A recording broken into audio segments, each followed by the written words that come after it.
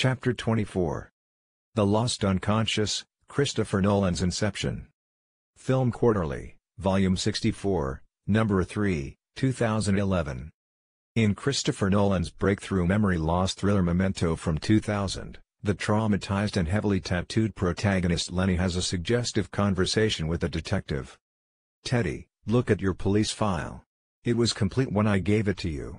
Who took the 12 pages out?" "Leonard, you, probably." "Teddy, no, you took them out." "Leonard, why would I do that?" "Teddy, to set yourself a puzzle you won't ever solve." Like Lenny, Christopher Nolan has specialized in setting puzzles that can't be solved.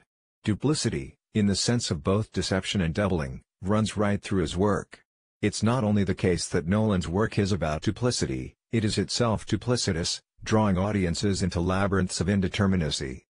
Nolan's films have a coolly obsessive quality, in which a number of repeating elements, a traumatized hero and his antagonist, a dead woman, a plot involving manipulation and dissimulation, are reshuffled.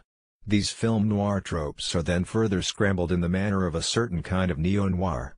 Nolan acknowledges Angel Heart, 1987, and The Usual Suspects, 1995, as touchstones. He mentions both in an interview which is included on the Memento DVD, singling out Parker's film as a particular inspiration, but one can also see parallels with the meta-detective fictions of Rob Grillett and Paul Auster.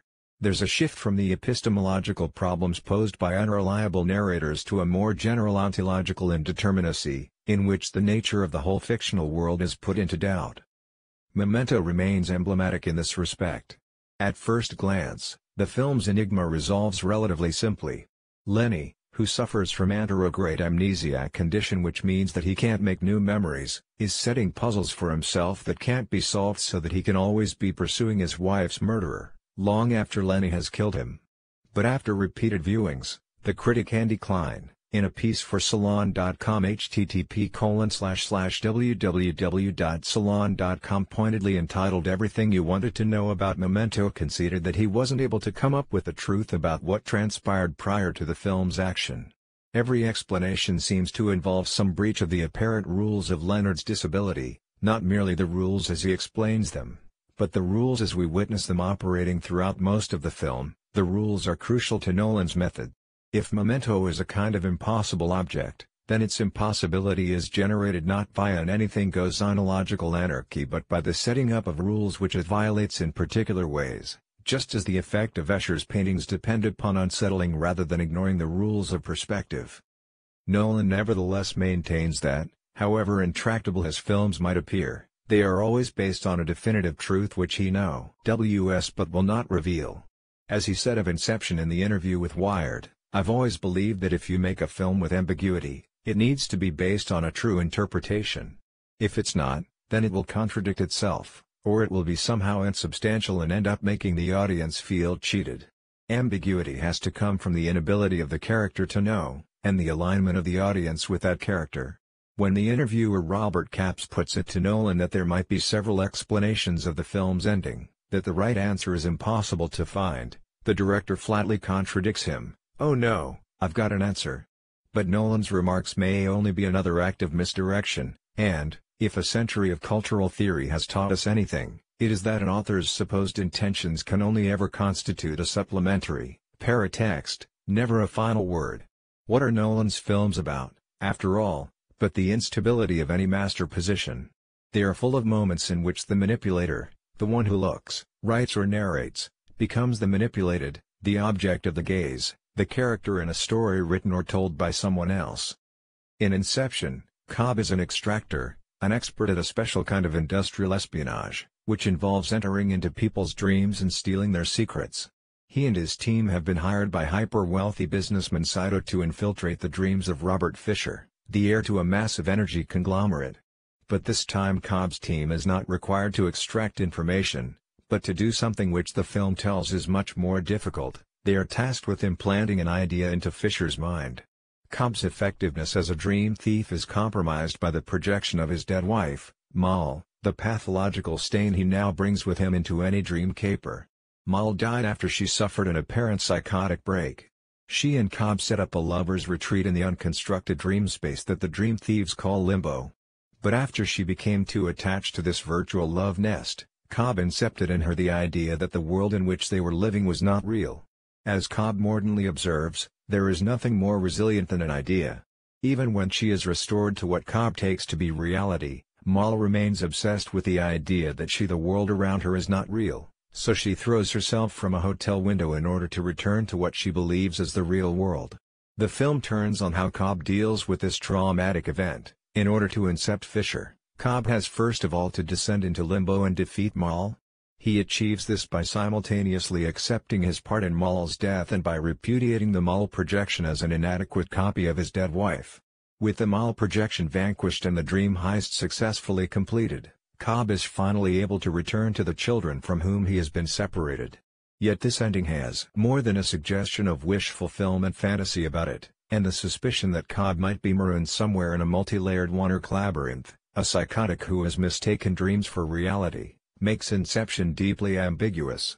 Nolan's own remarks have carefully maintained the ambiguity. "I choose to believe that Cobb gets back to his kids," Nolan told Robert Capps. Nolan's films are preoccupied with, to paraphrase Memento's Teddy, the lies that we tell ourselves to stay happy.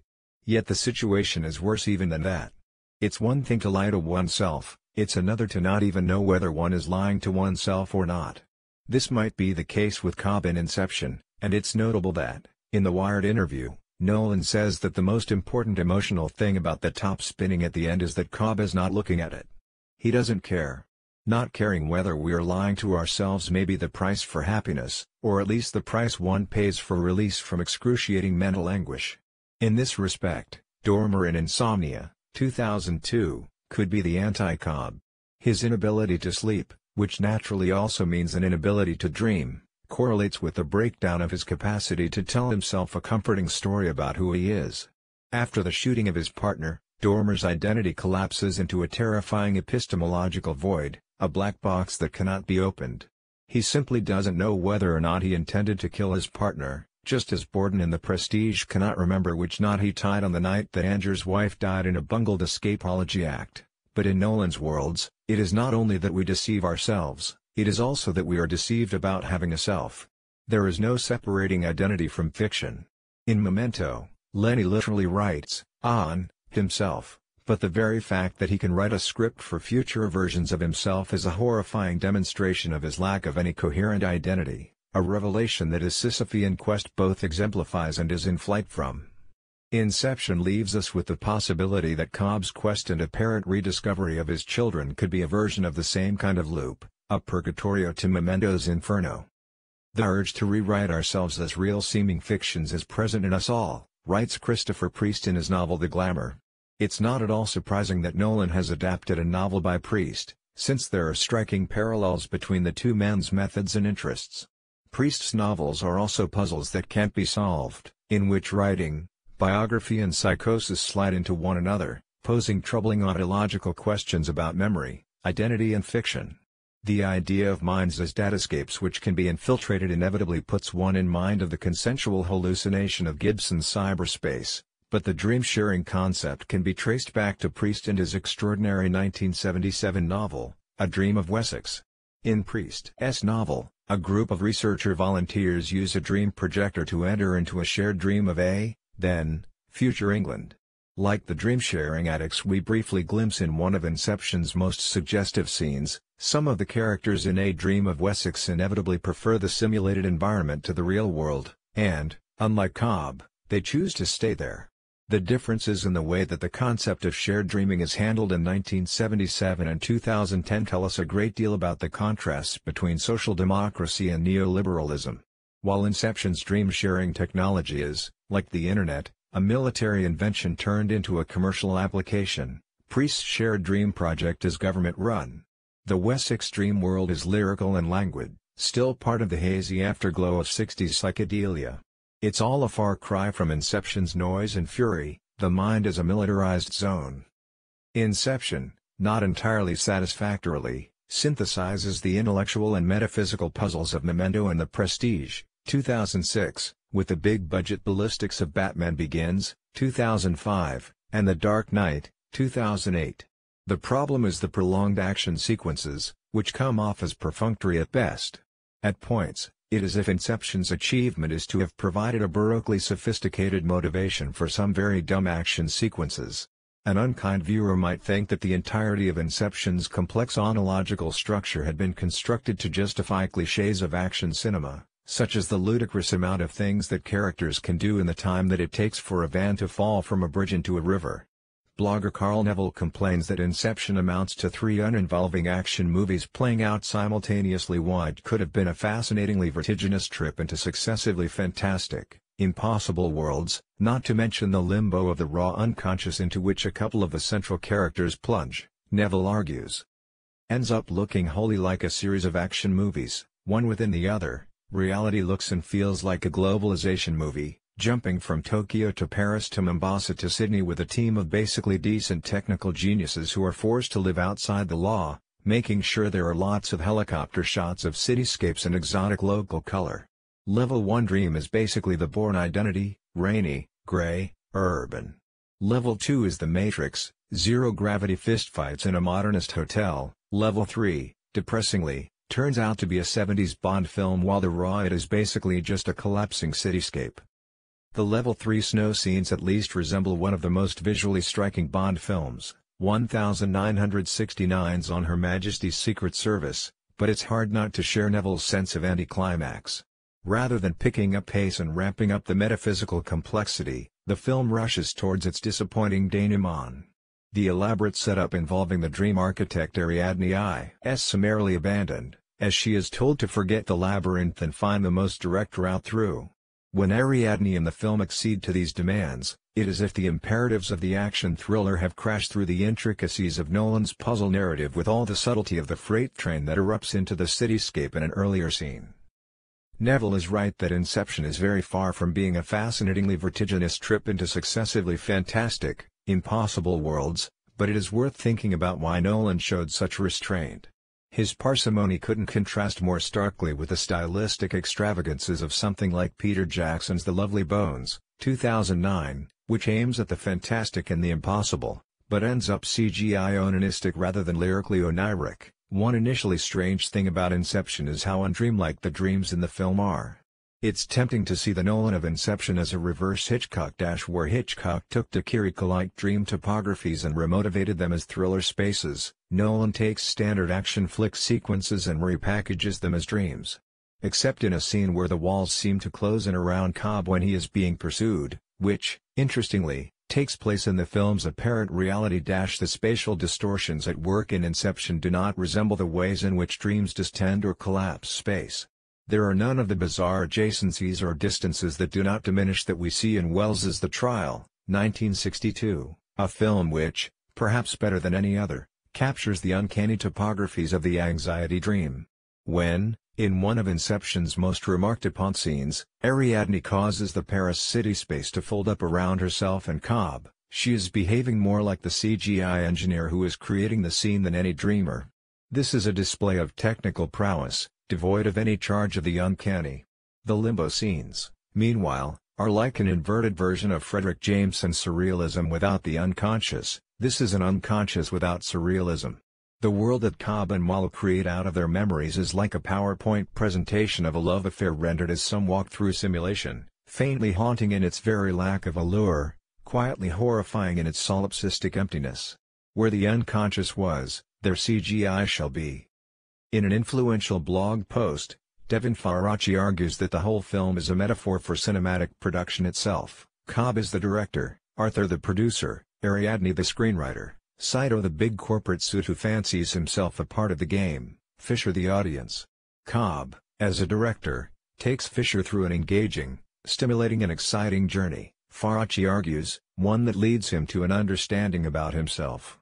Cobb is the big-time movie director, who brings the action, who brings the spectacle, but who also brings the meaning and the humanity and the ion. In fact, as a director Cobb is something of a mediocrity, who we must conclude is far less accomplished than Nolan. As Neville argues, Fisher's journey takes him through a series of standard-issue action set pieces, which are engaging, stimulating and exciting only in some weakly generic way. Significantly and symptomatically, Faraci's hyperbole here sounds as if it might belong in a marketing pitch for Cobb and his team, just as when Cobb and the others eulogize the creativity of the dream architecture process, you can create worlds that never existed. They sound like they are reciting advertising copy or the script from a corporate video. The scenes in which the team prepare for Fisher's inception might have been designed to bring out the depressing vacuousness of the concept of the creative industries. They play like a marketing team's own fantasies about what they themselves are doing, the view from inside an apprentice contestant's head, perhaps. In any case, Inception seems to be less a meta-meditation on the power of cinema than a reflection of the way in which cinematic techniques have become imbricated into a banal spectacle which, fusing business machismo, entertainment protocols and breathless hype, enjoys an unprecedented dominion over our working lives and our dreaming minds. It is no doubt this sense of pervasive mediation, of generalized simulation, that tempts Faraci into claiming that Inception is a dream to the point where even the dream-sharing stuff is a dream. Dom Cobb isn't an extractor. He can't go into other people's dreams. He isn't on the run from the Cobalt Corporation. At one point he tells himself this, through the voice of Mal, who is a projection of his own subconscious. She asks him how real he thinks his world is, where he's being chased across the globe by faceless corporate goons. The moment when Mal confronts Cobb with all this is reminiscent of the scene in Verhoeven's Total Recall, 1990. When a psychiatrist attempts to persuade Arnold Schwarzenegger's Quaid that he is having a psychotic breakdown. But while Total Recall presents us with a strong distinction between Quaid's quotidian identity as a construction worker and his life as a secret agent at the center of an interplanetary struggle, a distinction that the film very quickly unsettles, Inception gives us only Cobb the generic hero, handsome, dapper, yet troubled. If, as Faraci claims, Cobb isn't an extractor and he isn't on the run from faceless corporate goons, then who is he? The real Cobb would then be an unrepresented X, outside the film's reality labyrinth, the empty figure who identifies with, and as, Cobb the commercially constructed fiction, ourselves, in other words, insofar as we are successfully interpolated by the film. This leads to another difference between Inception and its Philip K. Dick-inspired 80s and 90s precursors such as Total Recall, Videodrome, 1983, and Existence, 1999. There is very little of the reality bleed, the confusion of ontological hierarchy, that defined those films. Throughout Inception, it is surprisingly easy for both the audience and the characters to remember where they are in the film's ontological architecture. When Ariadne is being trained by Cobb's partner, Arthur, she is taken round a virtual model of the impossible Penrose steps. On the face of it, however, Inception is remarkable for its seeming failure to explore any paradoxical Escarres topologies. The four different reality levels remain distinct, just as the causality between them remains well formed. But this apparently stable hierarchy might be violated by the object upon which much of the discussion of the film's ending has centered, the thimble, the totem that Cobb ostensibly uses to determine whether he is in waking reality or not. If it spins without falling, then he is in a dream. If it falls, then he is not. Many have noted the inadequacy of this supposed proof. At best, it can only establish that Cobb is not in his own dream, for what is there to stop his dreaming mind simulating the properties of the real thimble? Besides, in the film's chronology, the thimble, that ostensible token of the empirical actual, first of all appears as a virtual object, secreted by Mal inside a doll's house in limbo. And a totem, it should be remembered, is an object of faith. It's worth noting in passing that there are many references to faith throughout the film. The association of the thimble with Mal, there are online debates as to whether the thimble was first of all Cobb's or Mal's, is suggestive. Both Mal and the thimble represent competing versions of the real. For Cobb, the thimble stands in for the Anglo-Saxon empiricist tradition's account of what reality is, something sensible, tangible. Mal, by contrast, represents a psychoanalytic real, a trauma that disrupts any attempt to maintain a stable sense of reality, that which the subject cannot help bringing with him no matter where he goes. Mal's malevolent, indestructible persistence recalls the sad resilience of the projections which haunt the occupants of the space station in Tarkovsky's Solaris, 1972. No matter what reality level Cobb is on, Mal and the thimble are always there. But where the thimble supposedly belongs to the highest reality level, Mal belongs to the lowest level, the lover's limbo which Cobb repudiated. Mal conflates two roles that had been kept separate in Nolan's films, The Antagonist Double and the Grief Object. In Nolan's debut, Following, 1998, the antagonist double of the unnamed protagonist is the thief who shares his name with Inception's hero. The theme of the antagonist double is nowhere more apparent than in Nolan's remake of Insomnia and The Dark Knight, films which are in many ways about the proximity between the ostensible hero and his beyond good and evil rival. Nolan's adaptation of Christopher Priest's novel, The Prestige, meanwhile, is in effect a film in which there is a defining antagonism but no single protagonist. By the end of the film, the illusionists Sanger and Borden are doubled in multiple ways, just as they are defined and destroyed by their struggle with one another. More often than not, grief is the source of these antagonistic doublings. Grief itself is a puzzle that cannot be solved, and there's a certain psychic economy in collapsing the antagonist into the grief object, since the work of grief is not only about mourning the lost object, it is also about struggling against the object's implacable refusal to let go. Yet there's something hollow about Cobb's grief. On its own terms, it doesn't convince us anything other than a genre-required character trait. It instead to stand in for something else, another sadness, a loss that the film points to but can't name. One aspect of this loss concerns the unconscious itself, and here we might take Nolan's script quite literally. For those with a psychoanalytic bent, the script's repeated references to the subconscious as opposed to the unconscious, no doubt great, but this might have been a Freudian slip of a particularly revealing kind. The terrain that Inception lays out is no longer that of the classical unconscious, that impersonal factory which, Jean-François Lyotard says, psychoanalysis described with the help of images of foreign towns or countries such as Rome or Egypt, just like Piranesi's prisons or Escher's otherworlds. Libidinal Economy, Athlone, 1993, 164. Inception's arcades and hotel corridors are indeed those of a globalized capital, whose reach easily extends into the former depths of what was once the unconscious. There is nothing alien, new their place here, only a subconscious recirculating deeply familiar images mined from an Arizard psychoanalysis. So in place of the eerie enigmas of the unconscious, we are instead offered an Oedipal light scene played out between Robert Fisher and a projection of his dead father. The off-the-shelf pre-masticated quality of this encounter is entirely lacking in any of the weird idiosyncrasies which give Freud's case histories their power to hunt. Cod Freudianism has long been metabolized by an advertising entertainment culture which is now ubiquitous, as psychoanalysis gives way to a psychotherapeutic self-help that is diffused through mass media. It's possible to read Inception as a staging of this superseding of psychoanalysis, with Cobb's apparent victory over the Mull projection, his talking himself around to accepting that she is just a phantasmatic substitute for his dead wife, almost a parody of psychotherapy's blunt pragmatism. The question of whether Cobb is still dreaming or not at the film's end is ultimately too simple.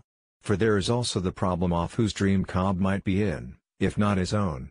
The old Freudian paradigm made this a problem too, of course. But there the issue was the fact that the ego was not master in its own house because the subject was constitutively split by the unconscious. In Inception, the ego is still not a master in its own house, but that is because the forces of predatory business are everywhere. Dreams have ceased to be the spaces where private psychopathologies are worked through and have become the scenes where competing corporate interests play out their banal struggles. Inception's militarized subconscious converts the infernal urgencies and languid poise of the old unconscious into panicked persecution and a consolatory familialism, pursued at work by video game gunmen. You later unwind with the kids building sandcastles on a beach. This is another reason that the dreams in Inception appear so undreamlike. For, after all, these are not dreams in any conventional sense. The designed virtual spaces of Inception's dreams, with their nested levels, evidently resemble a video game more than they recall dreams. In the era of neuromarketing, we are presided over by what J.G. Ballard called fictions of every kind, the embedded literature of branding consultancies, advertising agencies and games manufacturers. All of which makes one of Inception's premises, that it is difficult to implant an idea in someone's mind, strangely quaint. Isn't Inception what so much late capitalist cognitive labor is about? For Inception to work, Arthur and Cobb tell Saito early in the film, the subject must believe that the implanted idea is their own. The self-help dictums of psychotherapy, which Cobb affirms at the end of Inception, offer invaluable assistance in this ideological operation. As Eva Illes argues, discussing the very conversion of psychoanalysis into self-help that Inception dramatizes, if we secretly desire our misery, then the self can be made directly responsible for alleviating it. The contemporary Freudian legacy is, and ironically so, that we are in the full masters in our own house, even when, or perhaps especially when, it is on fire. Cold Intimacies, The Making of Emotional Capitalism, Polity, 2007, 47. Yet our misery, like our dreams, our cars and our refrigerators, is in fact the work of many anonymous hands. This impersonal misery may be what Inception is ultimately about. The ostensibly upbeat ending and all the distracting boy-toy action cannot dispel the nonspecific but pervasive pathos that hangs over the film. It's a sadness that arises from the impasses of a culture in which business has closed down any possibility of an outside, a situation that Inception exemplifies, rather than comments on. You yearn for foreign places, but everywhere you go looks like local color for the film set of a commercial. You want to be lost in escaresque mazes, but you end up in an interminable car chase.